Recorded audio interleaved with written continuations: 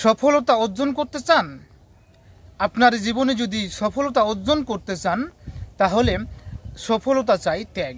আর এই ত্যাগের মাধ্যমেই আপনি সফলতা অর্জন করতে পারবেন। ত্যাগ তিতিক্ষার মাধ্যম ছাড়া আপনি কখনো জীবনে সফলতা অর্জন করতে পারবেন না। তাই আপনাকে ত্যাগ স্বীকার করতে হবে এবং ত্যাগ স্বীকার করেই আপনাকে সফলতার পথে এগিয়ে যেতে হবে এবং সফলতা অর্জন করতে পারবেন। 5টি কারণ যদি আপনি আপনার জীবন থেকে চিরতরে বিদায় করতে পারেন তাহলে আপনি সফলতা অর্জন করতে পারবেন। তাছাড়া আপনি সফলতা জীবনে অর্জন করতে পারবেন না।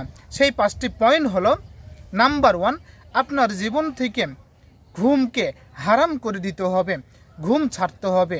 ঘুম যদি আপনি ছাড়তে পারেন তাহলেই আপনি সফলতা অর্জন করতে পারবেন। নাম্বার 2, যদি আপনি সকল বন্ধু বান্ধবের সাথ থেকে আড্ডা ছাড়তে পারেন, বেকার ঘোরাঘুরি ছাড়তে পারেন, তাহলেই আপনি জীবনে সফলতা অর্জন করতে পারবেন। এবং আরেকটি কারণ হলো নাম্বার 3, সবচেয়ে গুরুত্বপূর্ণ কারণ হলো সবার হাতে হাতে কিন্তু হ্যান্ডসেট মোবাইল রয়েছে।